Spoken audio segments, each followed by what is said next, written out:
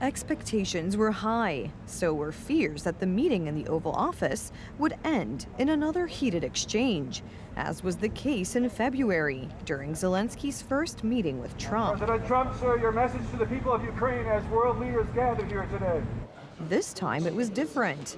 It started with a relaxed atmosphere. Everyone noticed the Ukrainian president's attire, as this time he wore a jacket to the meeting in the Oval Office.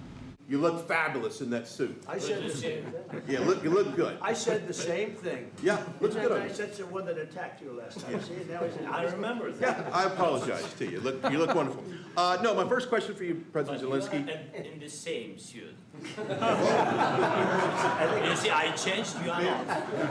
The atmosphere of this meeting was completely different. Both Ukrainians and Americans are aware of what is at stake. After meeting with Putin in Alaska, Donald Trump also appears in a completely different role, from instructive to de facto mediator. We'll do the best to get it ended, and I believe you have two willing parties, and usually that's good news, but two willing parties that want to make a deal.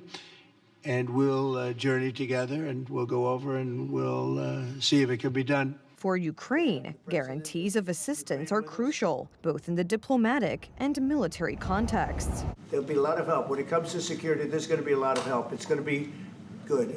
They are first line of defense because they're there. They're Europe. But we're going to help them out also. We'll be involved. During the meeting, first with the U.S. president alone, and later in a wider circle with the leaders of the European countries of the so-called Coalition of the Willing and the head of NATO, possible support for the Ukrainian army was discussed, both in the form of rearmament and the participation of European soldiers in the mission in Ukraine. A coalition of willing countries, that's 30 countries already working together on security guarantees, will now work with the US on those guarantees, coordinating, and we have already commissioned our teams to do the detailed further work on that. That's really important for security in Ukraine, for security in Europe, and for security in the United Kingdom. Ukraine is to buy $90 billion worth of weapons from the U.S.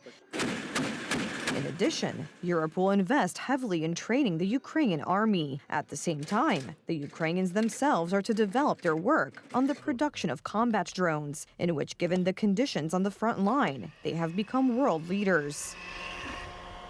This is very, very important, and it depends how much money we need to rearm. For example, the question of air defense, we spoke about it with President Trump, and I'm happy that we have now bilateral decisions and we work on it with production, American production. Nobody in Europe has so many air defense like Patriots, for example. We need it very much. On the other hand, the key issue is still the territorial concessions that Putin is said to have demanded. The president of Ukraine did not explicitly rule out this option during talks in Washington, D.C., but he emphasized that this is a topic that will be discussed exclusively with the Russian dictator.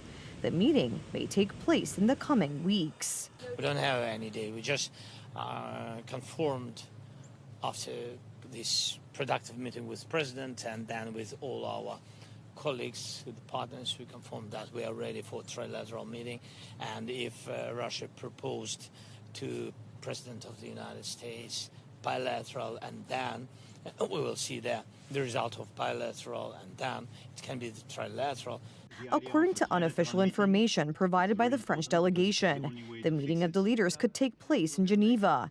During talks with representatives of European countries, President Trump was to make a phone call to Putin. She's served there for a long period of time. There was a break. During this time, the U.S. president spoke on the phone with the Russian president, and they agreed that a meeting between the Russian president and the Ukrainian president would take place within the next 2 weeks. The meeting is to take place at a location that has not yet been agreed upon.